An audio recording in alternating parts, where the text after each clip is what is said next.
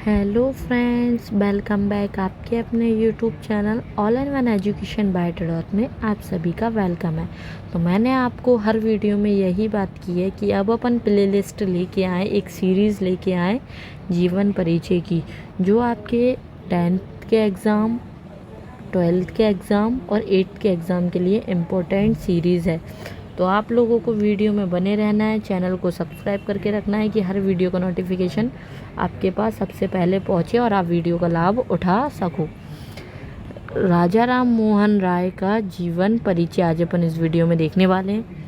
उनका पूरा नाम राजा राम मोहन राय था। जन्म 22 मई 1772 ईस्वी में उनका जन्म हुआ था। उनका जन्म स्थान क्या था? राधानगर, हुगली, बंगला, भारत। पिता का नाम था रामकांत राय, माता का नाम था तारिणी देवी। निधन 27 सितंबर 1833 ईस्वी में। स्थान ब्रिस्टल, इंग्लैंड। तो ये जो पॉइंट हैं ये बहुत इम्पोर्टेंट पॉइंट हैं और मैं तो आपसे कहती हूँ कि ये पॉइंट आपको ऐसे लिखोगे, उसके बाद इसी पॉइंट को आप नीचे एक्सप्लेन कर देना, जिससे आपकी एक अच्छा अट्रैक्टिव दिखेगा आपकी कॉपी में।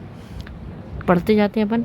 राजा राम मोहन राय का जन्म 22 मई 1772 को बंगाल के राधानगर गांव में एक संपन्न एवं प्रतिष्ठित परिवार में हुआ था।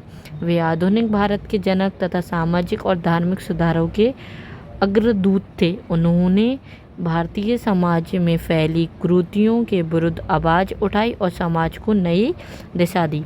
प्रारंभिक शिक्षा के पश्चात उन्होंने फारसी, अरबी, संस्कृत, बंगाली और अंग्रेजी भाषाओं का गहन अध्ययन किया। वे वेदों और उपनिषदों के गहरे ज्ञाता थे। एक ईश्वरवाद के समर्थक थे। उनके विचार: सत्य एक ही, ज्ञानी उसे भिन्न भिन्न नामों से पुकारते हैं। सत्य एक है, ज्ञानी उसे भिन्न भिन्न नामों से पुकारते हैं। प्रमुख कार्य: उनके प्रमुख कार्य क्या थे? सती प्रथा के विरुद्ध आंदोलन चलाया और इसे समाप्त करने में महत्वपूर्ण भूमिका निभाई। 1828 में ब्रह्म सभा की स्थापना की, जो आगे चलकर ब्रह्मा समाज के नाम से प्रसिद्ध हुई। स्त्री शिक्षा का समर्थन किया और विधवाओं के अधिकारों के लिए कार्य किया। समाज में फैली कुरीतियों जैसे बाल विवाह, बहु विवाह आदि का विरोध किया। मतलब उन्होंने क्या काम किया? उन्होंने जो सती प्रथा थी, जो पुराने समूह में चली आ रही थी, जो 1772 के समय में चली आ रही थी या 1800 के समय में चली आ रही थी, उनको उन्होंने बंद करवाया और उनके खिलाफ आवाज़ उठाई। उन्होंने गलत के लिए वो हमेशा खड़े रहे, गलत के लिए उन्होंने हमेशा विरोध किया।